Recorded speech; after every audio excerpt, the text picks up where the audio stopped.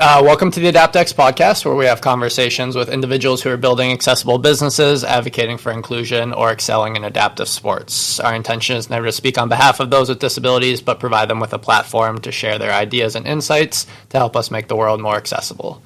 Today, we are joined by Sarah Skeels. Sarah has a BS in exercise physiology from the University of Virginia, where she focused on adaptive exercise, and a master's degree in public health from George Washington University. Sarah is a researcher, OT faculty at Tufts University, and senior teaching associate in the School of Public Health at Brown University. Sarah is heavily involved as both an athlete, coach, and board member in various adaptive sports organizations. Sarah, thank you for joining us today. Oh, thanks, Brendan. It's awesome to be here. We first met about 3 years ago when one of my favorite interns of all time, shout out Dennis Peary, had you as an advisor for his doctoral, had you as an advisor for his doctoral capstone project at Tufts. His project revolved around making recreation lawn games specifically more accessible for people with cerebral palsy.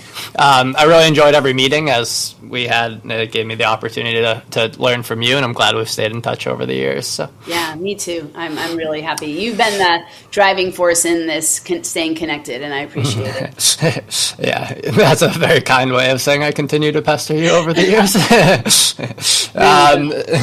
You were a Division I swimmer at UVA studying exercise phys. Yeah. I read that you had a focus on adaptive populations. Yes, I did. What encouraged you to do so? Because this was before your SCI.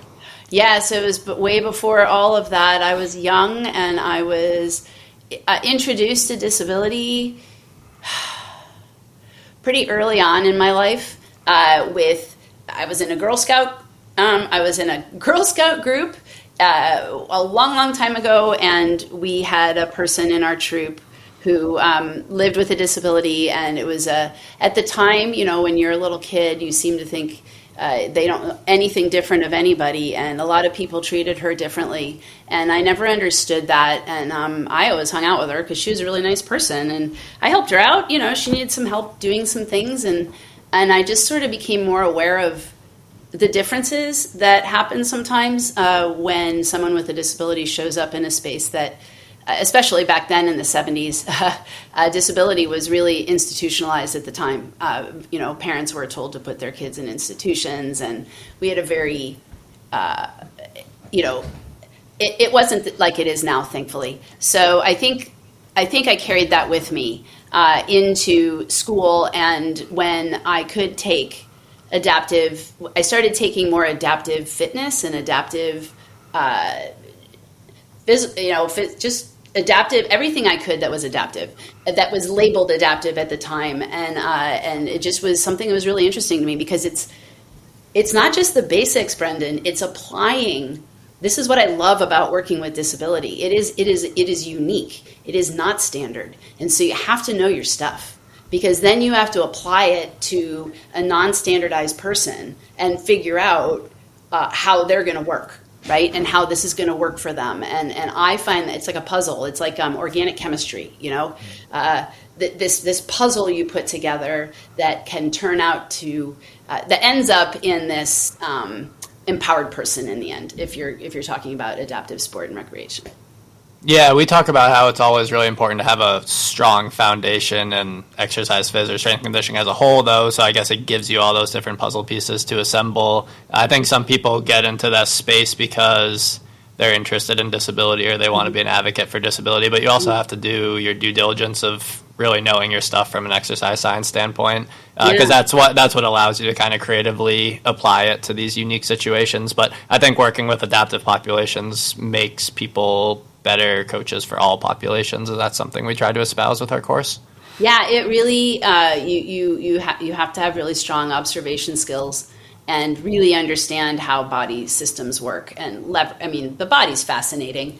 And anyway, I was exposed to disability again as an undergraduate student when I decided to work as a physical therapy assistant at the UVA Medical Center at the time. It's now blown up into this huge thing. At the time, it wasn't as big as it is, but I was then exposed to other people, who are challenged in all these spaces, and I was just like, why does it have to be so hard for you and it's not as hard for me? I'm not talking about movement. I'm talking about access to the ability to move. Yeah, absolutely. Yeah. Which What is were what you- your exactly. At the time, did you have specific career goals, like a specific environment that you wanted to be in or industry that you wanted to be in? I really wanted to go into rehab. I wanted to be a physical therapist, and I wanted to go into rehab. Physical rehab is, challenge. And I didn't get to do it as a clinician. I got to do it as a patient. So it's all kind of weird in my case. But I think my experience now is probably more profound than it would have been if I had just become a physical therapist and moved on in my life. Been one of many people. Instead, I have this really weird experience of life, and I'm in it to win it. So whatever. That's a theme that I have heard from some of the other guests that we've had with SCI, is almost talking about how their life is better after their after their injury. Yeah. And so you've kind of found that to be the same, right? It's given you more purpose and kind of a unique path. Yeah, it's a unique, and I wouldn't say, I don't know, you don't know what life is going to be on, you only know your experience. So I can guess what could have happened, and I don't know the paths I would have taken. I can only guess about that. I know what I've done in my life, and I think what my injury brought me is this idea that there's one life we have here. There's one. This is not a dress rehearsal. This is for real, and wanting to live it as much as possible became what I wanted to do. And I don't know if I would have had that same verve and motivation had I not had a traumatic experience that took away what I thought was me, And then I had to learn that there's a lot more to me than just my physical self. And then we want to tie it back into physical activity and recreation and fitness. You can't be your best self if you can't be there. And I think, everybody is an athlete at this point. When you are a wheelchair user in this world, especially in the snow, etc., you are an everyday athlete. Whether you want to be or not, to navigate the world as a wheelchair user, you have to figure things out all the time. Yeah, absolutely. And we can talk a little bit about barriers to accessibility specifically a little later on. You were initially accepted into PT school, and then that offer was rescinded because of your injury, right? What was that experience like, and have you encountered a lot of ableism kind of in the industry? Yeah. So the industry, our world is ableist, so we have to start with that and that understanding, and it's something that's slowly changing, but we just live in this world right now where physicality is highly valued, and those of us who are physical but present ourselves differently, i.e. maybe as in a wheelchair, maybe somebody using crutches and a prosthetic limb, any of those spaces, we all of a sudden can't. The word can't is attached to us so quickly, just at glance from somebody. But I think my whole initial career trajectory, or my hopeful path, ended in a way that was very upsetting to me. To deny me, to say to me, and this was back in 1990 before the ADA was really a law. So I was so caught up in rehabilitating myself that I bought into it. No, I can't be a physical therapist, because all I was thinking about was all the things that I had done or that I had seen being done in rehab, and was like, how am I going to do these things? And, now looking back 30 some odd years later, I could have figured it out. I would have been a very good clinician, but that wasn't my path. And I had to be open to the fact that maybe, up until that point, the world had worked for me. I have the right color skin. I had the right, I was talented in a sport. I was able to just access things all the time. I had a lot of privilege, and I didn't understand all that privilege. And my spinal cord injury certainly exposed me to what privilege means and what it doesn't mean. And I think it was my first time to come up against that. And we weren't using language like that back in the 90s. But I think that learning how to fit into a society that didn't want me and didn't value me, and especially healthcare, which is about as the most ableist place you can be, unfortunately, is in healthcare. And I would say that it's just that because I think rehab is like and medicine, it's all about trying to be as normal as you can, as far as whatever this normalized standard person is that you're this profile. And I knew I was never going to get to that. And so what I eventually did was realize I can live outside the lines. Unfortunately, nobody has any expectations for me. I have high expectations for me. And I had to realize it all had to come from me, because I could just have given up. I could have just stopped. I could have said, you're right, I can't because. And this happens all day, every day for lots of people. I can't because ... And that because ... is the thing. And what does that really mean? And I had to look into that. And I'm not suggesting that that's an excuse. I'm just saying it was something I had to look more deeply into. What does that mean? And at the time, I was in my 20s. I wasn't ready to give up. I was ready to start and fight and push. And so I think it was actually, in the end, it really pulled out my strong inner athlete and helped me. My inner athlete really helped me move through a lot of frustration and disappointment and into a better space.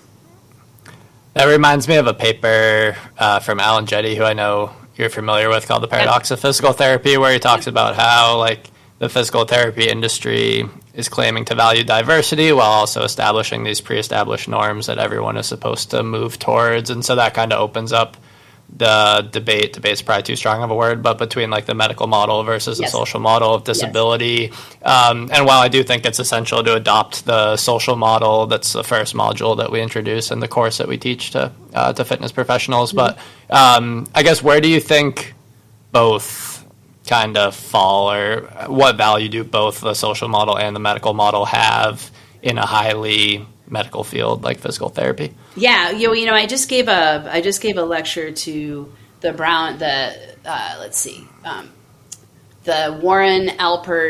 Medical School third year class, and it was about the medical and the social model. And what does it even mean? They don't learn, I think it's, I don't know the exact, so I want to make sure the audience understands I don't have the exact number here, but less than 30%, I think, of medical schools actually have a curriculum for disability.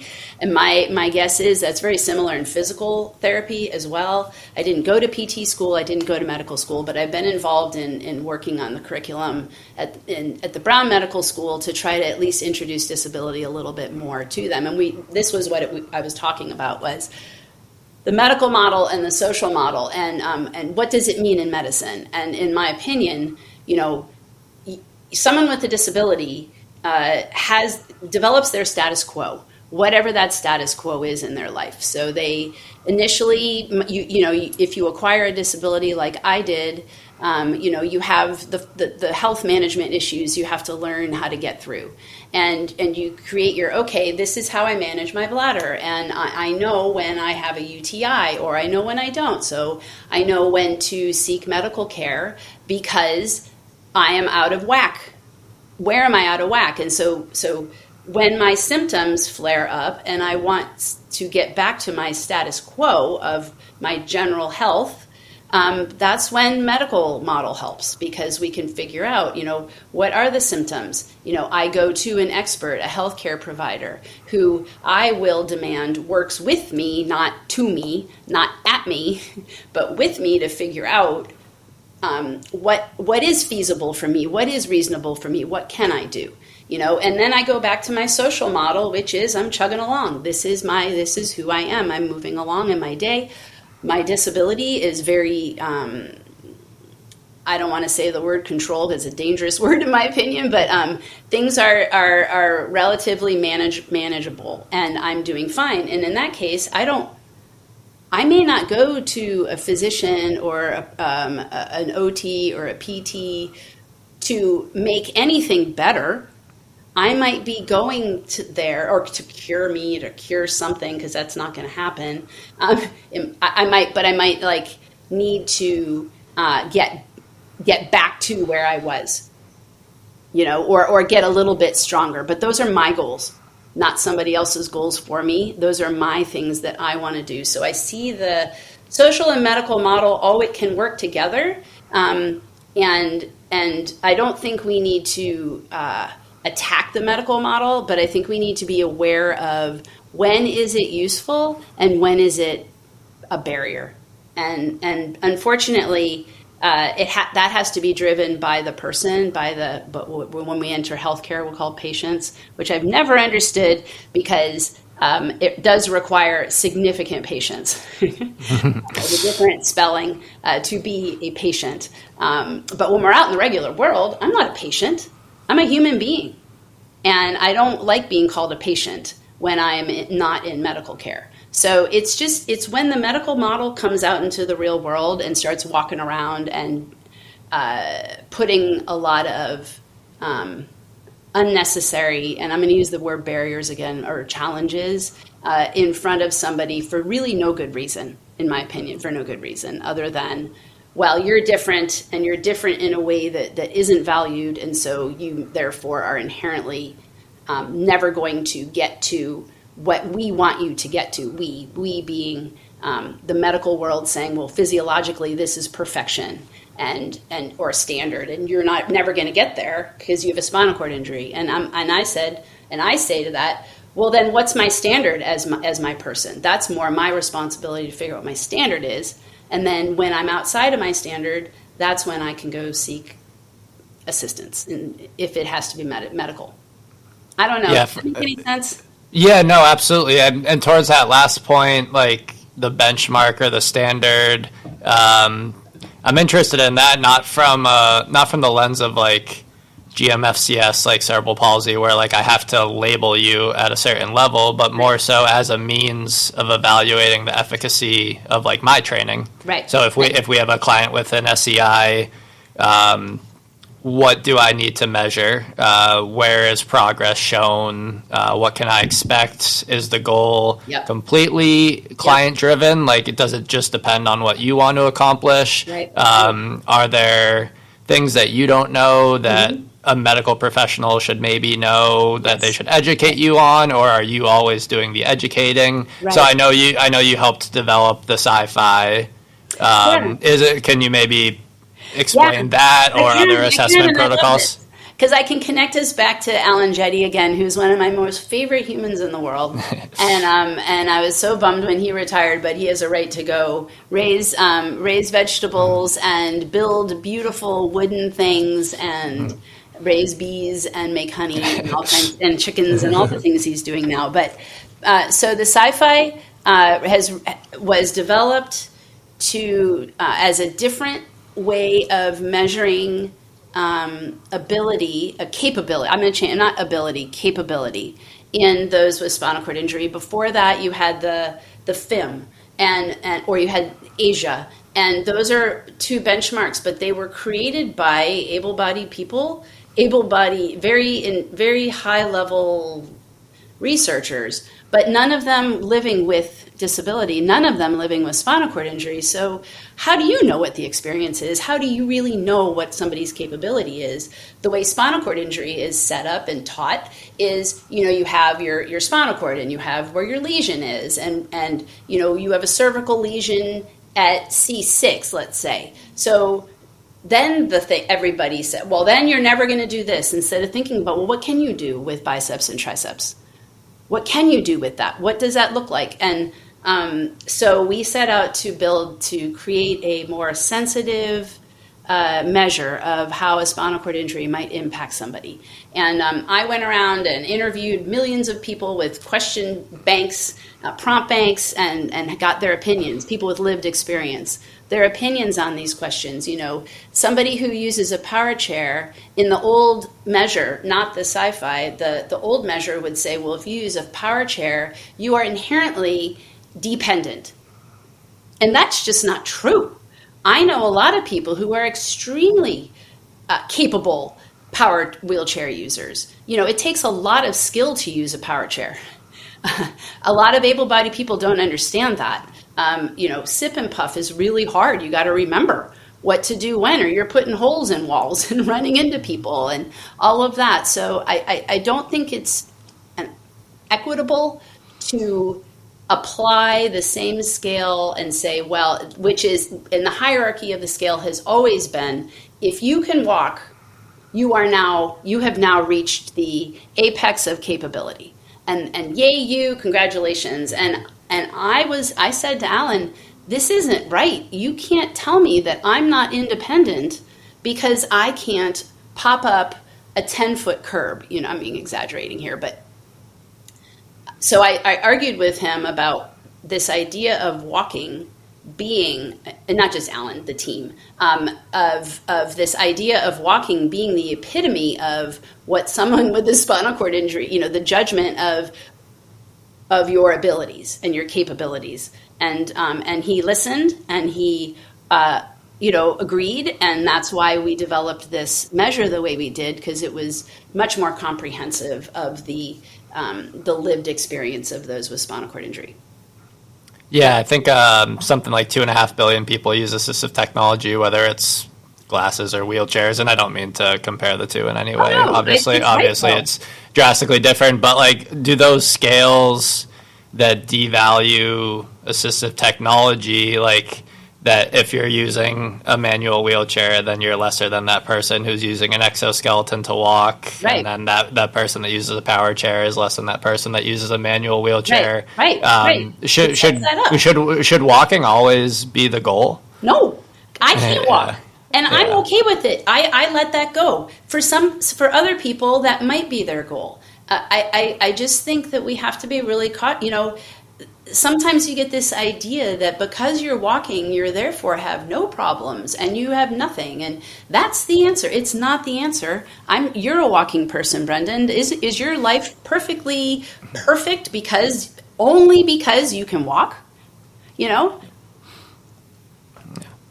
because I think I sometimes see people invest so much of their time resources into that pursuit, and obviously not diminishing that effort in any way. I'm sure, I don't know how I would cope as someone who loves running and stuff. If I was ever in that same situation, I would probably be really frustrated that I lost the ability to run in a bipedal manner. But I think I see a lot of people invest a lot of their time and energy into that pursuit of walking. Money.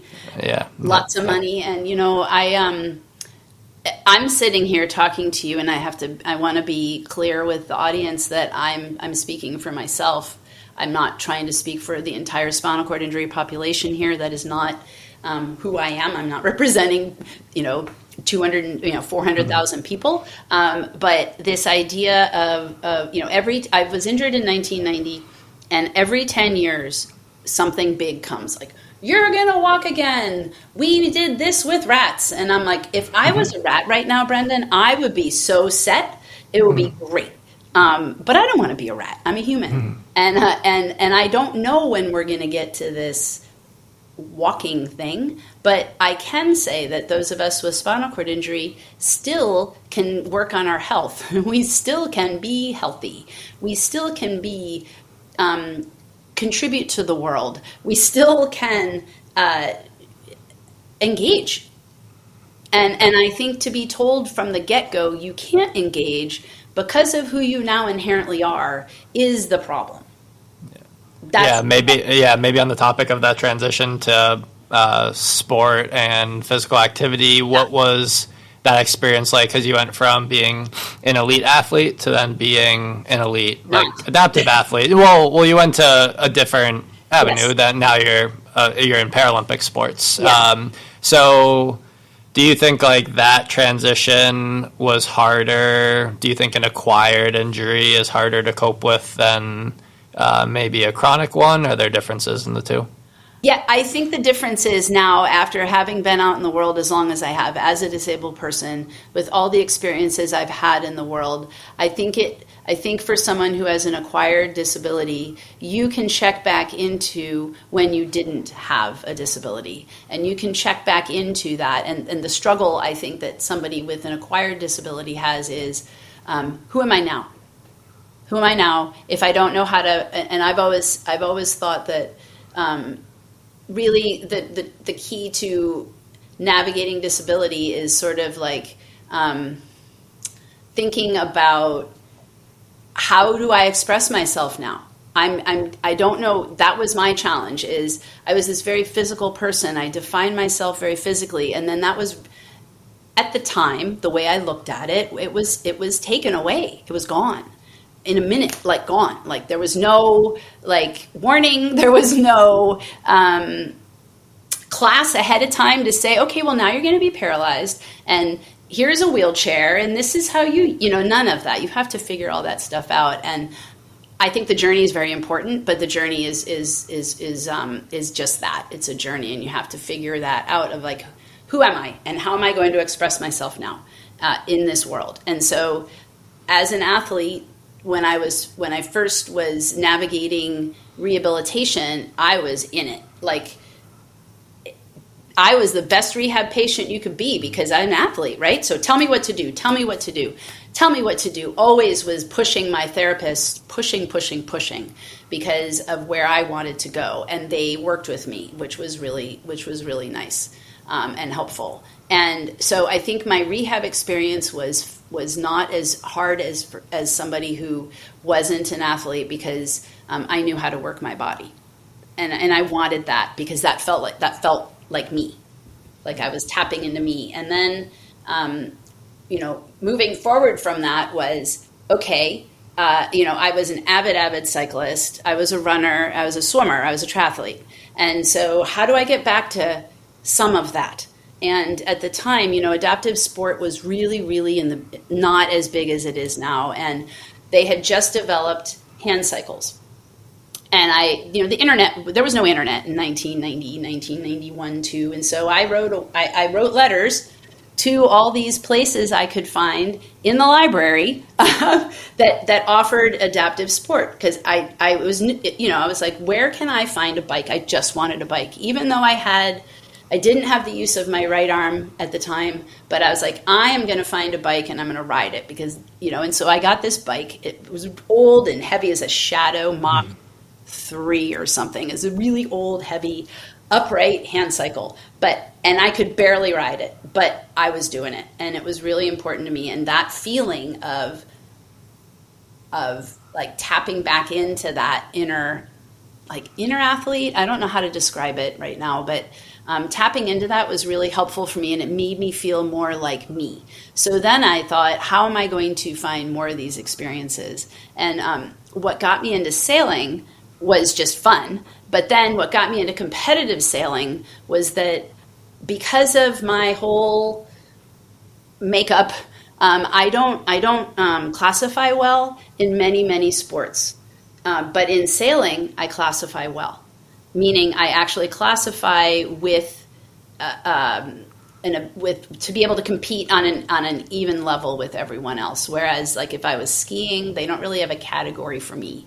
If I'm swimming, they don't really have a category. So I'm not going to push. I'm not going to. Wheelchair racing isn't something I can do. So it's not something I've ever really investigated much in, other than give it a try and realize I'm just going to go around in circles because of my brachial plexus injury. So sailing was sort of that way for me to be competitive again. And, you're a runner, you may not be an Olympian, but you're a runner. Like, that competitive feeling for some people is really important to tap into, because that might be inherently a little bit of who they are.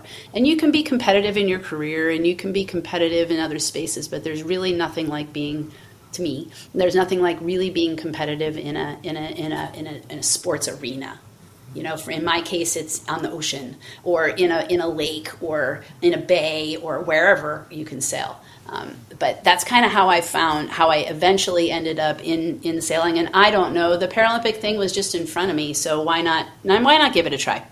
Yeah, absolutely. You had mentioned after your injury, maybe struggling to find resources. Obviously, it's a lot different now than it was for a variety of reasons. But you've been working on a peer mentor program. I feel like the last time we talked, maybe about a year ago, you had mentioned that you were just starting something. Do you want to maybe explain a little bit about what that is?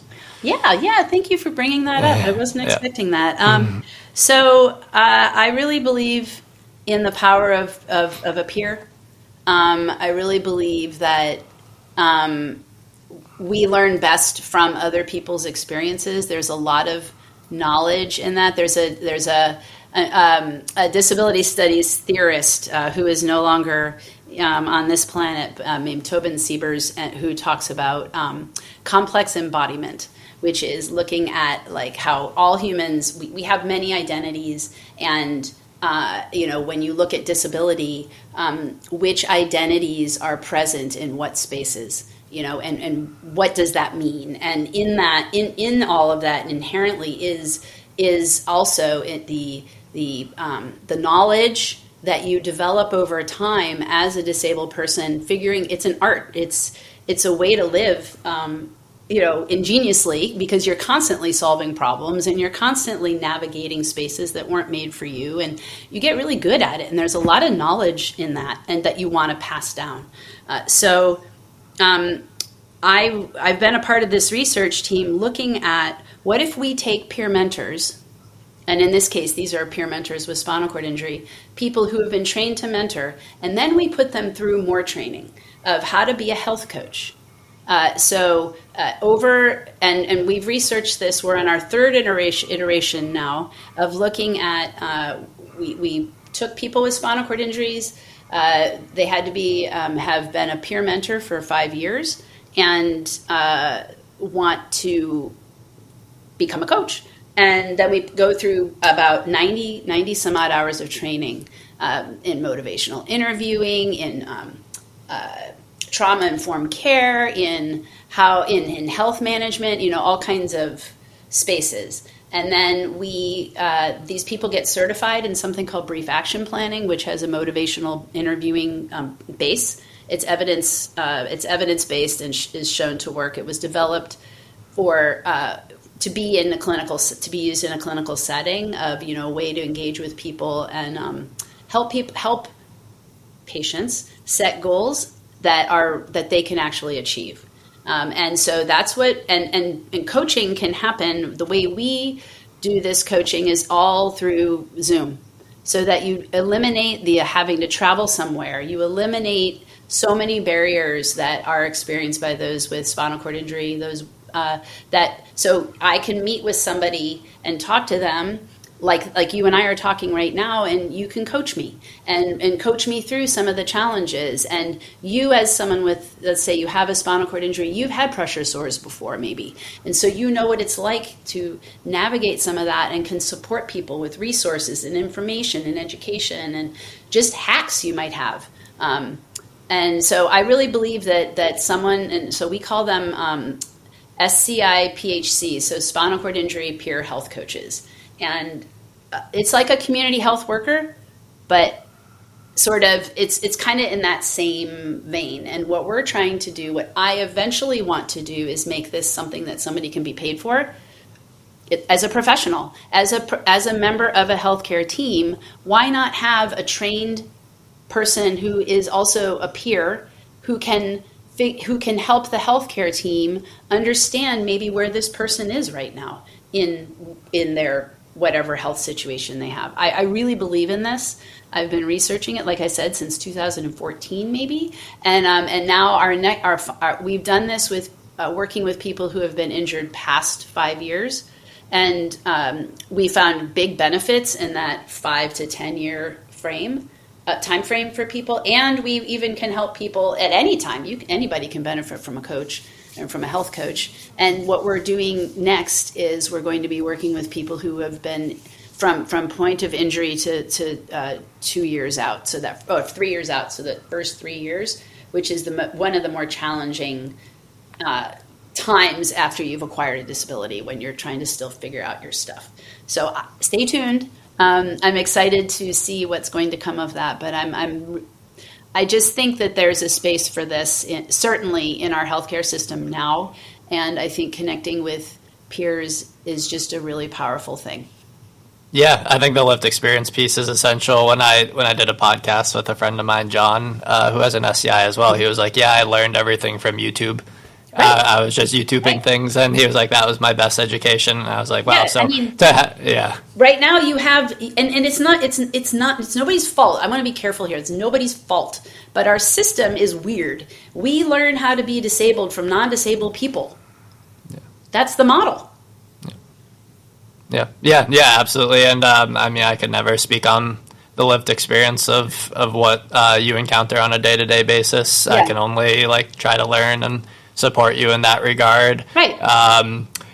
So the peer mentor model is between two individuals with SCI. Would you ever not want to be around other people with SCIs? Like after your injury, do you think there's some people that don't want to associate with the community? And how do you navigate that relationship of people that are resistant to support? Well, I think that most people, after they initially experience a spinal cord injury, they're looking on the internet. They're looking everywhere. Their friends and family and everybody they know is out there scouring the internet looking for the cure, right? And because it's so ever present and people talking about it, it can really become the main focus of somebody. When am I walking again? When am I walking again? When am I walking again? And I used to go in and visit people at while they were in inpatient rehab. I was a peer mentor in that space. I have been for a long time, and I had to stop because nobody wanted the person with the new spinal cord injury did not want to see me, because to them, and understandably because of the messaging of the world, to them I was a failure. I'm in a wheelchair. I am not at all what somebody wants to be. They want to be walking out of here, and there's that. Denial is a really, really important part of managing trauma. At some point, you have to work through that. But I think it's easier to focus on something that maybe you understand than something you don't. So somebody who has been walking and then can no longer walk, they want to walk again. That's what they see as the point of all of this, not live again. And that's the messaging that you get is like we were talking about with the measurements of, well, you have to get you have to get muscle return in all the areas, and that is going to allow you to be an independent person. And I don't believe that. And so I think it's just this navigation. Anyway, I became a burned out peer mentor because I couldn't talk about walking anymore. Now, who did want to talk to me when I would go into the hospital setting? Family, friends, anybody who was able-bodied and connected to this person who was like, wait a minute, how did you get here? Like, I drove. You can drive? Yeah, it's not rocket science, and it has been around. Hand controls have been around for a long time. I am not amazing, believe me. But that is I didn't know you could drive, or, what kind of, most people, unless you are in the world, you see wheelchairs very differently. You, Brendan, know when you see, whoa, that's a titanium chair, and I know why you have all these parts to it, right? Because you understand all this. The general public doesn't know that there's a difference between wheelchairs, that hospital wheelchairs are ridiculous and you need a lightweight chair to get around. People just don't see those things like I do, like those of us who use them every day see them. So I think that what's nice about being this peer health coach role is really nice for people like me who want to support people in learning how to manage their spinal cord injuries better, but we just want to stop talking about things that nobody can do anything about right now.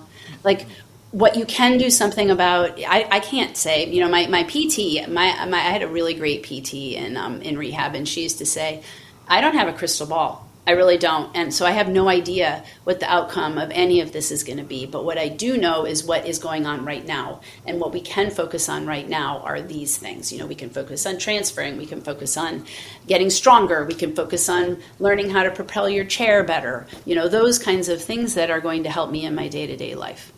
So the question you asked me, I've gone far from, I know, but I do think that this peer health coach role is a nice space for lots of people who are tired of talking about walking and want to talk about living. Yeah, I want to go far from the prompts, so I'm just here to listen to you you talk. That's the general idea. I'm hoping I'm giving you something that's worthwhile, Brendan. Absolutely, you are. You have a publication on the relationship between loneliness and health outcomes, so I think like something like this, and it's not exclusive to the SCI population. I'm sure we can look at any population with or without a disability and probably find a correlation between the two. So I guess maybe that's why I think the type of inclusive training environment that we've created here in Massachusetts is important. Yes. Vitally. Yeah. But I wonder, so your model is between multiple people with SCI. Mm-hmm. Sometimes I'm trying to push a model where it's people with and without disabilities seamlessly coexisting. Yes. Is an environment that only trains people with disabilities or one type of disabilities inherently inclusive, or do you think you need the incorporation of people without disabilities as well? I actually think, I think you could do either. I like it with everybody together. The gyms that I've gone to I don't have a gym right now, but when I've found gyms, they have been gyms that are inclusive, where I see all kinds of people and they see me. Because there's inherently education going on. As long as I'm able to say to somebody, let's calm down on the inspiration porn here. I showed up here because it's accessible, and I want to work out. Having a spinal cord injury doesn't make me inspiring. It makes me need to be able. I have different needs than you do on how I'm going to work out, but it doesn't affect the fact that I don't want to still be fit. Not everybody with spinal cord injury wants to be fit, by the way. So anyway, I think as many, I'm a big believer in diversity. I think it's a superpower. I think we have it all. Some people have it all wrong.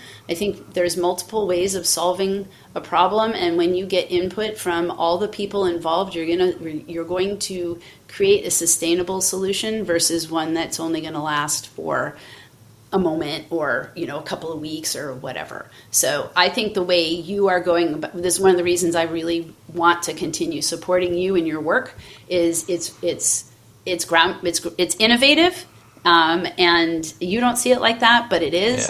And that's the model. To me, that's the model. I think this coaching thing is more of just a one-on-one, how am I going to get through to do the things I want to do? And how am I going to do that? How am I going to navigate these potential health challenges in my life, and so that I can move forward and do what I want, whatever that might be. And I think that's different than going to a place, because during a coaching session, I might talk to somebody about going to a gym.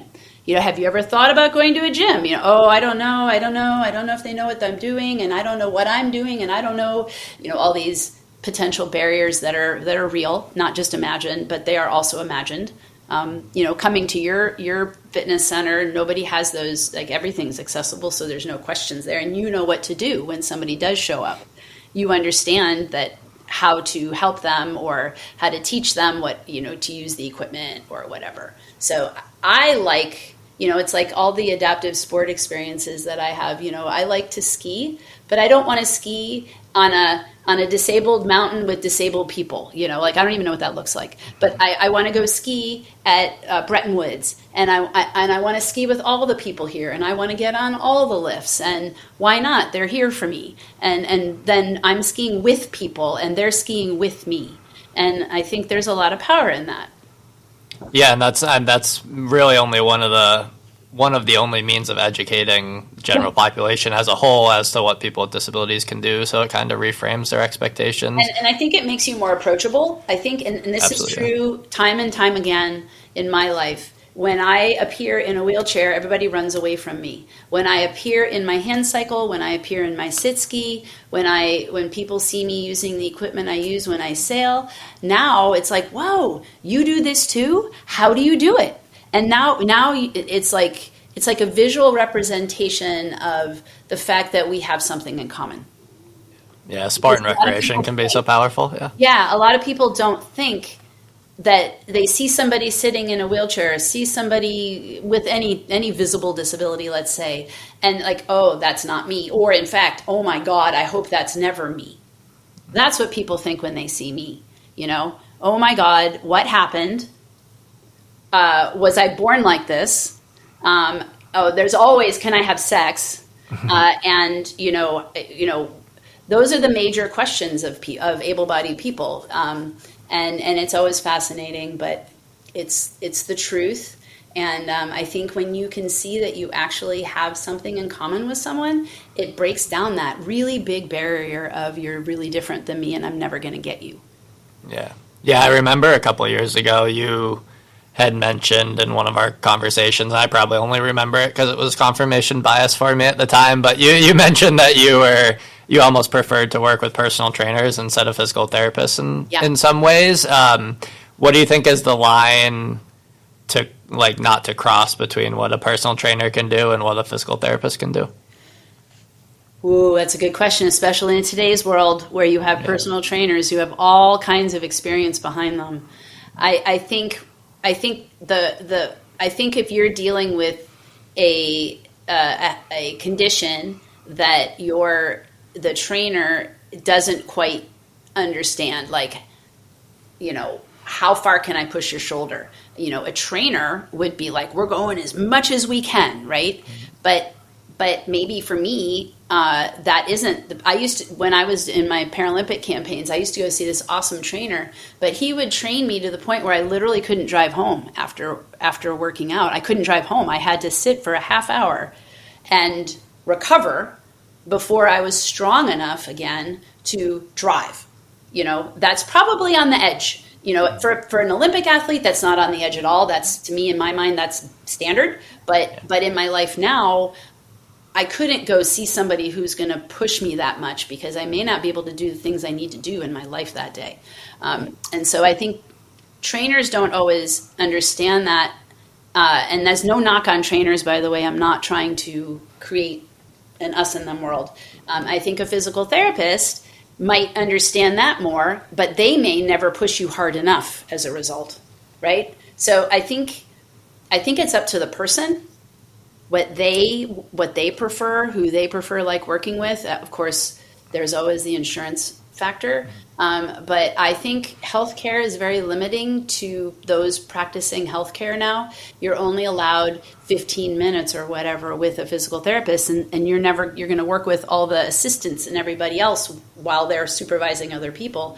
You have a trainer, they're with you. They're with you, they are training you, they're with you for that full hour or whatever that session time is, and get to know you better and can develop this really powerful relationship. So I have better relationships with all the people that trained me than I do with physical therapy. Yeah, and then I just don't want disability to be continuously synonymous with injury, which it seems to be the case when only physical therapists work with people with disabilities. And like you mentioned before, you don't want to be a patient forever. Like how motivating is that to go to PT and do your pre-ab exercises? Right, exactly. I don't want to spend my life in a gym with a therapy gym. I would prefer to spend my time in a gym, like where I'm making my choices and and doing the things I want to do to get myself stronger. So I just think there's a point where you have to stop being a patient and you really have to move on and be a person. And the whole point of therapy is to prepare you for being in the community. And that's where you are. You are in the community out there saying, I am here. And maybe that would be a goal, that somebody who's newly has, let's say, a spinal cord injury and they want, they're still an inpatient and maybe then they come home and they have to be an outpatient for a while, but their goal might be I want to go to Unified Health, I want to go there. Yeah. And what a great goal for therapy. And then now you're ready and you can be discharged from that and come into a place where you feel like a human, not a patient. And you're focusing on what you can do instead of what you can't. And not only that, but you're out in your world, living your world, and you're coming across the things, in a rehab setting, everything's kind of accessible, and it's all like linoleum floors, and there's bars, and there's not always where they're supposed to be, but at least they're there, and in the real world, none of that stuff is there, and so you have to navigate. If you want to be out in the real world, you have to learn how to navigate some structural inaccessibility, and I think that's what a trainer can help somebody do. Yeah. More than and I always like collaborating with the client's medical team. So we got a client about a year ago post heart transplant. So I'm emailing with his pulmonary therapist from Spalding and asking her kind of how she sees the recovery going. And after a little while, she's like, "All right, yeah, it's up to you."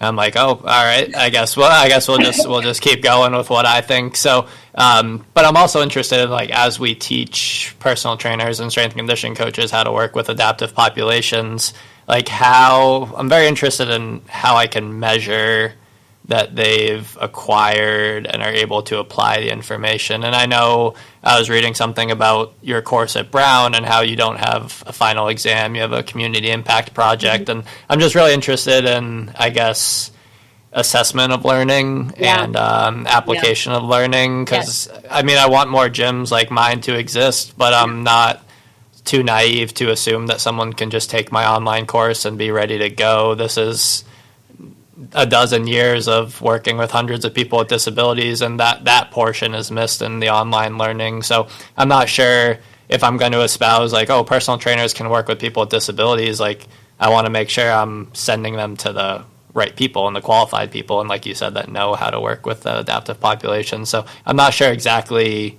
how to gauge that or measure that. Yeah, and it's not fair for you to try to measure it by then looking at the people who have taken your course and then seeing who has set something up. Who has made a gym that's like mine of these people that have taken my course. That's going to be really unfair to you, because there's so many other factors that are involved in setting up a gym. That's true. And I think you're right. That is a really interesting thing. I wonder if you could also, though, measure attitude change of who are the clients I can see now. I thought I only had, think about this from a market. I know you always think about this from a marketing perspective, which I love about you, Brendan, because you see disabled people as a market. And we are a market, but the rest of the world doesn't see us as a market, because they see us as charity cases, or as you do that for free, right? And it's well, no. Why would you offer this for free? No, these are my services. I'm a trained professional. No, it's not free.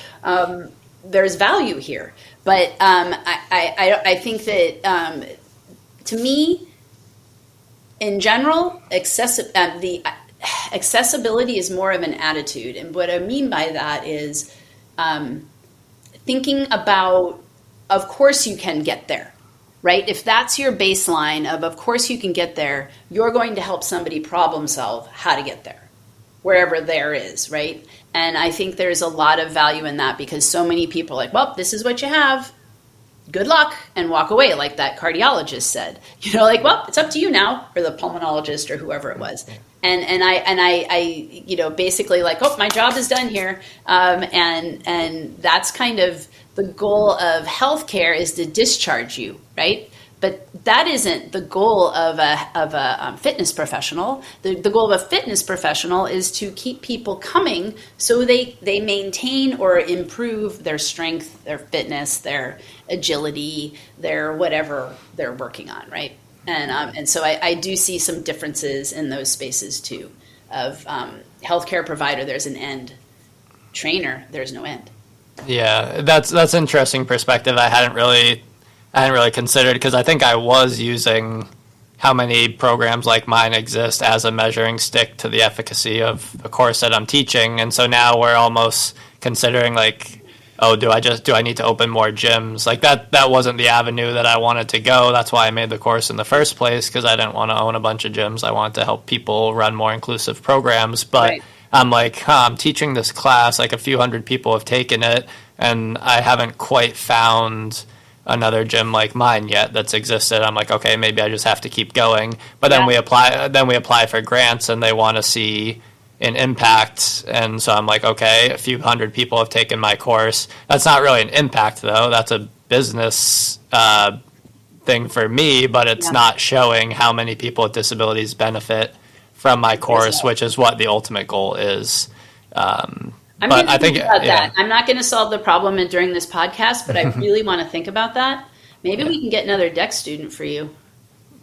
I'm always open to working on projects like that. Project, but I think there's things you could already do that would show what. And I want to think on that, because I do think that is by looking at the gyms that have been. I mean, you're looking. That's really tough for you to show impact in that way. I think you could show impact in quickly as a result of this course. You could look at attitudes of people. You could have them take something pre, and you could have them take something post the actual course that would show probably what they've learned. But and then maybe you could contact those people a year later and ask some more questions that are a little more attached to the training that you do. Versus that big end product of who's running a gym like me. Like you said, like there's a lot that goes into that. Yeah, I want to improve our pre and post confidence surveys. We have some stuff in there, but it could definitely benefit from being more valid and reliable as a scale. And just like, I mean, when we teach a course at YMCA is a completely different model than my gym. So it's like they're never going to look like mine, but that doesn't mean they necessarily have to. Right. I meet with a couple Massachusetts and New Hampshire branches on Friday to talk about like having a select few, and they've already had 50 plus trainers take the course, but we're trying to identify like a few that are more motivated in this area, and then seeing how many people with disabilities they currently have in membership, and then how many they can get with some more concerted efforts of recruiting and relationship building with community programs. So that will be an interesting project to just kind of see how it can influence like the YMCAs, which are perfect because they already have a price point to be accessible, a mission to be accessible. So they are really the perfect partner for me. It's just like, I guess I might have to dissociate from like, it has to look like my gym. It doesn't have to look like my gym. Just people with disabilities just have to benefit from it. I know the Quincy Y has, I've never been there. I know they have a big program. And I know, and other than that, I know about, the Shirley Ryan Center out in Chicago. Used to be the Rehabilitation Institute of Chicago, but now it's called the Shirley Ryan Center. They have a very big open gym where you have, patients are going there all the time, right? So they can use it. They can use it after their discharge, just belong and go work out there, but also are the doctors and the nurses and the therapists and the administrative people and all the people that work there. So no, I don't think there's anything like what you have, but I think there's bits and pieces of it. And maybe the goal is more to figure out what are the bits and pieces that need to be in place for this to happen. And like you pointed out, one of those things is access to people. And it's fascinating to me how few people I'm not marketed to.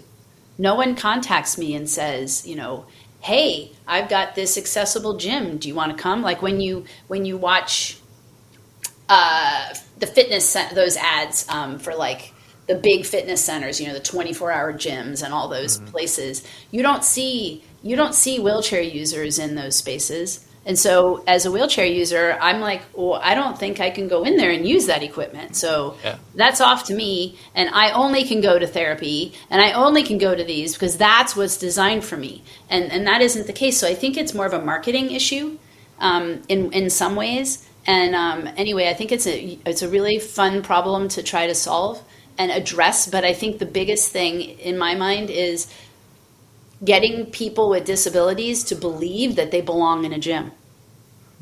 Yeah, and I'm not conceited enough to say that like, oh, my model is the model that I need everyone to abide by. It's just that it's just a model. It's what I know. It's what we've done. Been building. And it's evolved over time. Yeah. What it was 5 years ago probably shouldn't be what I'm teaching now. And so that's why the continual evolution of it's important. Yeah, but I think what you're doing is with this course is awesome, and I think there are you're at least opening up minds, and I think you might want to measure more of those things because you can measure that. You can look at how did my course change the way this person approaches fitness with different populations. Yeah, the marketing piece you mentioned is tough because sometimes it feels like you're almost exploiting someone's disability. Like you need to choose a physical one. I have clients with autism, intellectual disabilities that get shared on our feeds, and you would never know that they have that unless I'm like, oh, look at this autistic athlete. I'm never going to put that in a caption. So it's like, how can you market to the population without exploiting or overemphasizing the fact that you're inclusive? Is a challenge as well? Well, I think it's a challenge, especially because I think you have to, that's when you go back to your membership and you ask them, what does exploiting look like to you? Because again, some people like me want to promote what you're doing. You know, we want to say, this guy gets it. He is working really hard to make sure everybody is included in fitness and everybody should have access. Is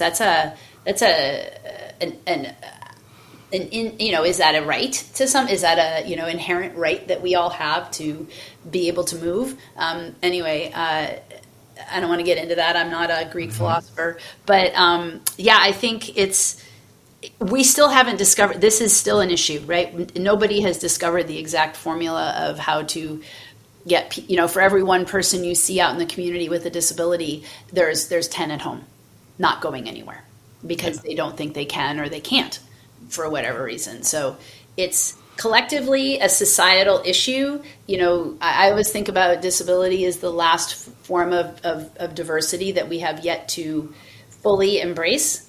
And it's that final frontier of, people don't think about disability as diversity, but it is. And it's the largest, one in 26% of the population, anywhere from 20 to 26, depending on what data set you're looking at, lives with a disability. That's a large part of our population in the U.S. So there should be lots of opportunity. It's just people have decided that we are not marketable. Yeah. Yeah, and I know even in Jetty's paper, he cites a study from that just showed that only half of physicians would welcome people with disabilities into their clinics, and 80% report that they assume that someone with a disability has a worse life. And those statistics are among the most educated of the people in the world. So how can we expect those that haven't even gone to those lengths of education to have high expectations for people with disabilities? Kind of what you had mentioned earlier about rec, you going out and skiing alongside people without and showing them and kind of facilitating those conversations seems to be a really important way to do it. But sometimes the challenge in front of us seems overwhelming in terms of the scope. Yeah. And I get to work with these really wonderful young people, these students, and everybody wants to change the world, and I love that. But you can only change you have to start in your corner, and you have to start in your little space. You can't change everything. You have to be a part of that, right? A part of the push for change. And, you've been leading the fight for a long time, and it's so great that you are being rewarded for that. So many people, they try and maybe it doesn't work, and then they get frustrated and just kind of stop. And I know that can make sense to people. You people just don't want this. And it's no, us people do want it. We just need to we've never been told that we can. And it's only people like me who have had so much privilege and so much opportunity to know that I can do this. So I go out and seek it. But that's because of all the things I can do that I have access to. Somebody else who never knew this was available it has a much more challenging time of figuring out what it can look like in their lives. So I think that I might be biased a little bit by my experiences of course you can, but not everybody can. But once you do access it, it's like, why, you always hear that. I always hear this from people with disabilities. Like, I don't know why I didn't do this sooner. I don't know why, once you get them actually doing it, and, getting somebody on a sailboat for the first time, or getting somebody skiing for the first time, like, I love that, because you get to see that, like, mind blown, like, oh my God, I didn't realize I could do this. I can do this. Oh my God. And then families around them, like, oh, we can do this as a family. We can go skiing. Like, I didn't know we could do this, and the possibilities, that's what health promotion is, right? It's being open, it's possibility, and the opportunities of possibilities. And yeah. Yeah, when Dennis was with us senior year and he was doing his initial practicum with us through UMass Lowell for his exercise science degree, and when he first told me he was going into OT, I was like, oh, that was interesting. Most of our practicum students go into physical therapy. Yep. Why do you think some people go into PT versus OT, and what are the different environments, and what are the different goals, I guess? Yeah, when I was when I didn't know about OT when I was all PT minded, because OT, it's interesting, and I'm not going to get into the politics of it because it's long and extended, but back when I was in rehab, there was always this battle between what PTs did and what OTs did, and you can't cross over, and you can't do this. You can, drinking water is an OT activity, but walking to the water fountain is a PT activity, and like all this breaking up of body parts and people and saying, well, this goes here and that goes there. And I'm like, well, who puts it all together? So I think what physical therapists do is work on somebody's physical abilities. And what occupational therapists tend to do is look at what activities are meaningful to you, or what are the activities of daily living that you have to do. Like, you have to, most people get dressed in the morning, or get dressed at some point during the day. Not everybody gets dressed in a suit, but you put on some kind of clothing, or, eating. Can you eat? All those things. So OTs sort of are more in that. Physical therapists may help with the strength and the range of motion. It seems like in this world we have it's sort of separated, and like PTs take from the waist down, and OTs take upper extremities. I don't even think that's necessarily the case, but that's sort of where they have divided themselves. And so you can see OTs, clinicians working in hand therapists, like what Dennis likes. Some people really love working with hands and wrists and elbows and shoulders, and OTs can do that clinically, or they can work in mental health, and they can work with kids with ASD and working in sensory processing. They can do all kinds of other things sort of that help you do what you want to do. So I kind of look at, basically should be working in conjunction, should be working with each other. Ideally, when they work together with physical therapists, you can really work on the thing, getting that person strong and capable to do what they want to do. So I kind of see those as the differences. I'm sure there's a lot of people listening who would say, well, I would say this and I would say that, and I'm sure I'm missing some things, but fine motor skills with your hand and things like that. But like I had carpal tunnel issues, obviously, because I've had the use of my one functional hand for 34 years. So obviously something's going to happen. So I had surgery on it, and I saw an OT because I wanted to see a hand therapist so that they could get my wrist and hand functioning again. After that, I went back to my trainer and worked with him. Now, some physical therapists work in that space too, but that's the path I took with rehabbing from my wrist. I tend to try to avoid clinical medical experiences as much as possible, because I don't like being medicalized, and I don't like being limited, and I don't like entering into spaces that are not designed for me.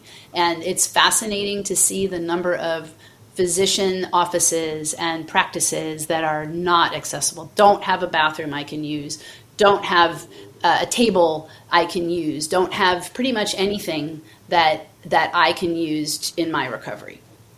Is there a database of what offices and stuff do? How do you find the appropriate ones? Trial and error, unfortunately. Trial and error, yeah. Or like I literally will drive by places like, does that look I can get in? Because I don't want to have that experience of being late for an appointment because I couldn't get in. That has happened to me many times. And it's very frustrating, and you end up getting kicked out of the practice if you don't show up enough times.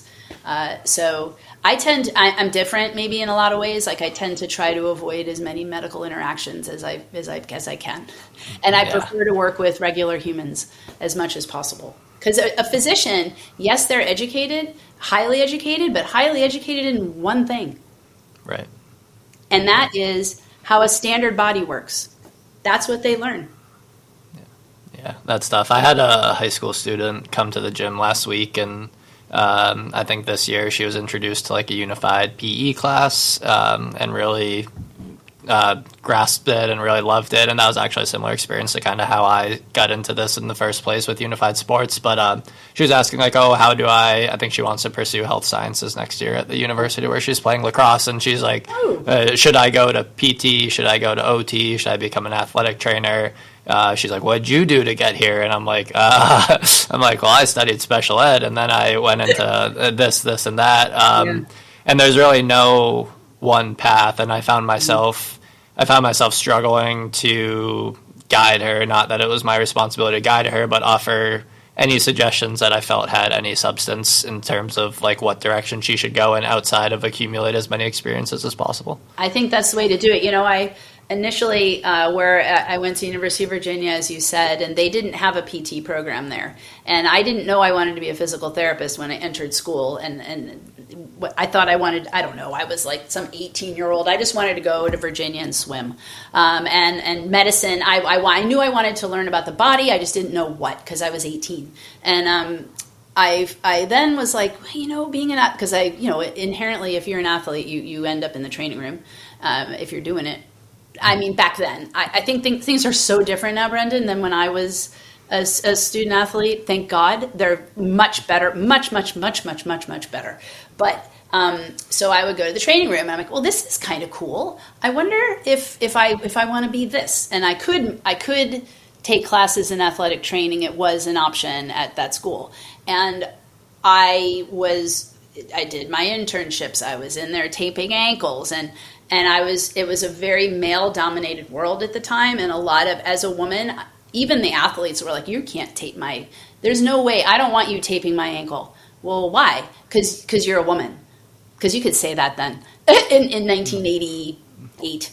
And I'd be like, really? Okay. And then I'd tape the shit out of their ankle, and, excuse my language, and they would, the heck out of their ankle, and then they'd be like, oh, you're stronger than you look. And we're like, yeah, don't mess with me. But back then, it was very male dominated, and I was like, I really like the work, I don't like the environment. So I needed to experience that. And then I went to that PT, worked at the hospital, and I was like, ooh, I really like this. And I had never had the opportunity to work in a community-based setting, because that would have been like everything for me, because I'm a big community-based person, as you can tell, and because that's where we should be, out in the community. Not what in do you think settings. What do you think needs to be done to make the fitness industry or recreation more accessible? I think more classes like what you're doing. I think the continuous, I think there's a good movement ahead. And, I'm not a social media person, but I think there's a lot. That's one of the things, like you said, your friend learned everything that they did about spinal cord injury from YouTube videos of people living with spinal cord injury talking about what they do. I think you can get a lot of information. I think it's dangerous because there can be some misinformation out there, but I don't know if it's any more dangerous than in a clinical environment. So I think just the more people we have talking about this stuff and doing it, the more it's going to get, the more people's expectations are going to sort of change, you go into your gym. I'm sure the people that initially, when you have, all your able-bodied members come in, they're like, wow, look at all this. At first they must be like, whoa, because that's kind of how able-bodied people react if they have never been exposed to this. That's not their fault. It's just the way our society has set everyone up.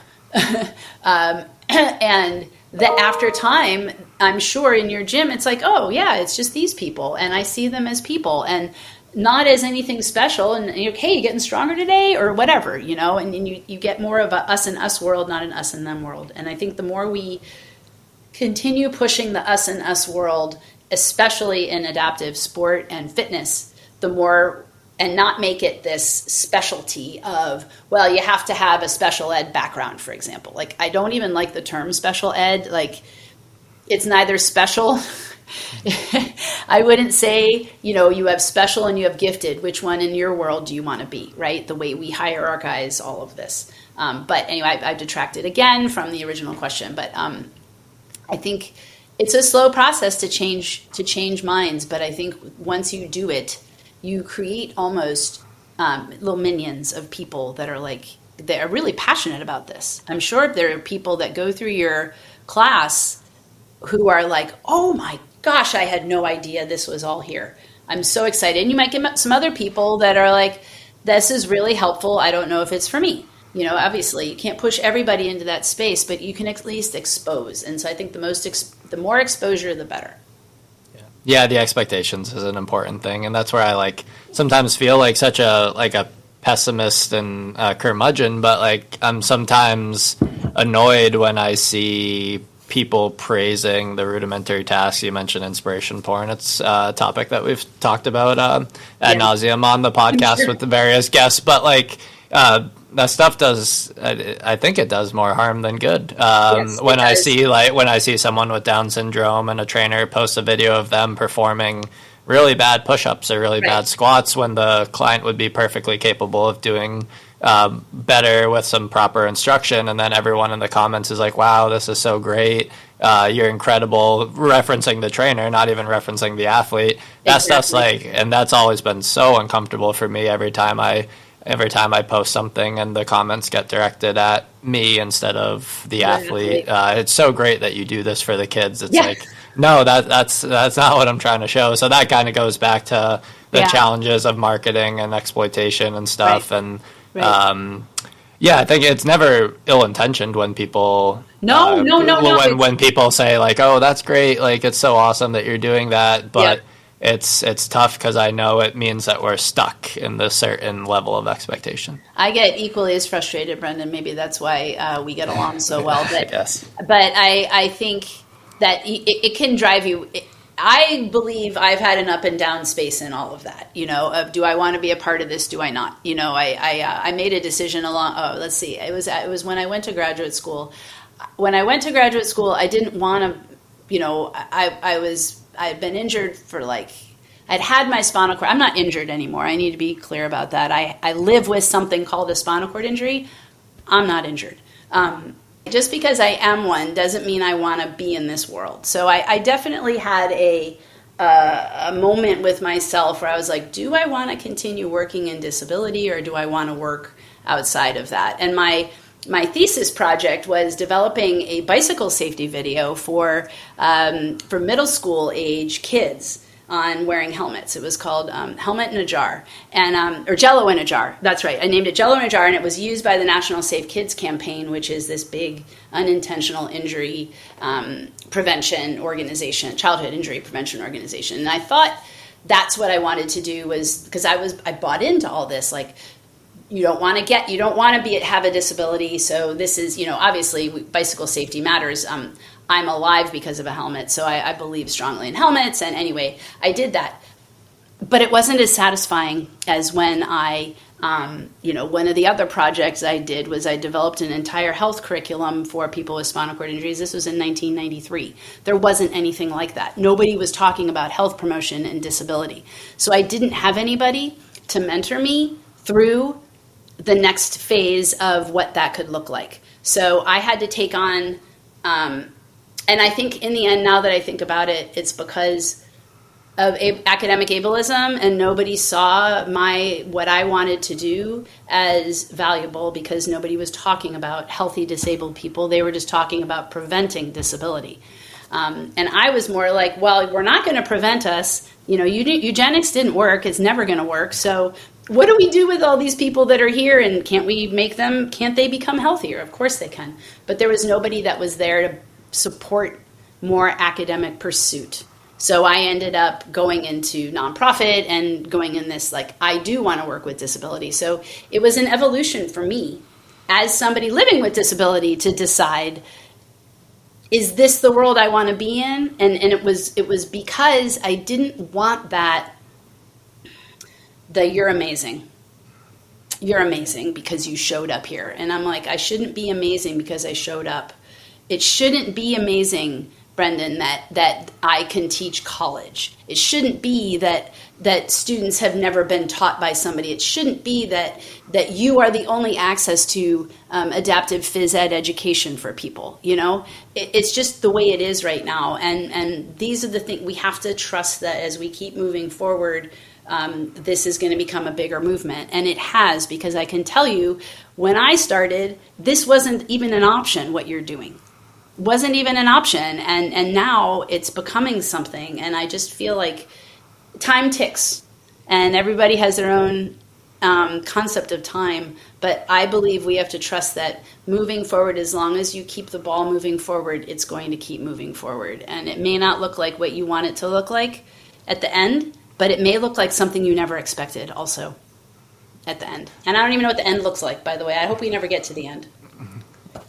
Well, I think what you're doing is amazing, because you've built the curriculum similar to kind of what I aspire to do. You've educated, same thing, what I aspire to do. And I never got the opportunity to go into higher ed. I shouldn't say I never got the opportunity. I chose not to, because at the time there wasn't really any incentive for me to have a master's degree in the private sector. You kind of dictate what you want, and I'm not even sure if there would have been an adaptive exercise science master's I could have even really pursued. So it was kind of up to me to read as much as I could, kind of like the self-guided education that I had for the first few years. And I think it was encouraged by my being terrified of not having an answer for someone. I think that was a motivation that was really strong.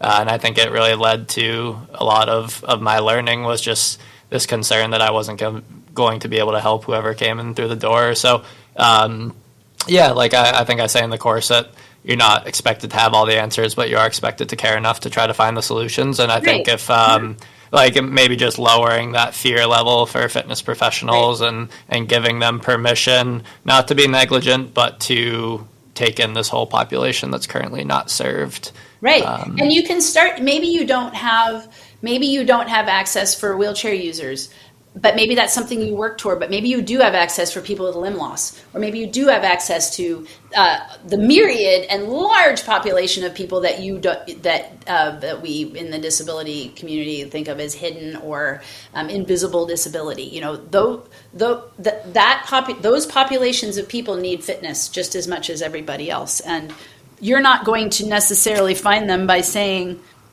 looking for people with MS who haven't yet, I don't have to use a wheelchair yet. You know, obviously you're never going to reach out to people like that, but you can working with the clients you already have, I think you can talk to them about what got them there, what they think would be a good way to market what you do. And you don't have to use all those ideas, but why not take the ideas, like I said, of this diversity thing, like use it as a superpower. Like, how would you promote this? I think it's always surprising to hear that some people have really good ideas. They just have never been asked. I think that's a great way to wrap it up, as that kind of, I feel like that summarizes a lot of what we talked about, whether it's medical professionals' interactions with people with disabilities or fitness professionals' role in making the industry more inclusive. Yeah. Sarah, it was an honor to talk to you. I went for an hour and a half and probably could have gone for another hour easily, but I don't want to take up too much of your day. So thank you for doing this, and I really look forward to sharing this episode. Thank you, Brendan. I deeply appreciate our relationship, and our we will continue to work together, I know, and it's because of your leadership and your energy, and I value that highly. So thank you for having me. It's been an honor to be here. I hope I gave you something. Worthwhile. Thank you for listening to the AdaptX podcast. Our effort to amplify the ideas of our guests and create more inclusive and accessible industries is futile unless these episodes reach a larger audience. If you enjoyed our discussion today, please leave us a rating or a review on whichever platform you use. And if you would like to learn more about AdaptX, the course that we teach to health and fitness professionals and the projects that our organization is working on, you can subscribe to our newsletter through our website, www.adaptx.org. Until next Monday.